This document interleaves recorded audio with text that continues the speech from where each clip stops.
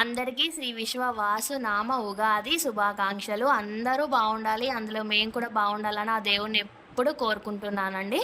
ఇక్కడ పొద్దున్నే లేసి పనంతా కంప్లీట్ చేసుకున్నా. చిన్నగా ముగ్గునైతే వీడియో ఇద్దామని బయటికి వెళ్ళి చూసే వరకు అయితే అరకలు తీసుకొని అయితే మా ఇంటి ముంగటలు అయితే బయలుదేరుతారు. మంగళారతి పట్టి అత్తమ్మ అయితే సాగనంపింది, చూసిరా.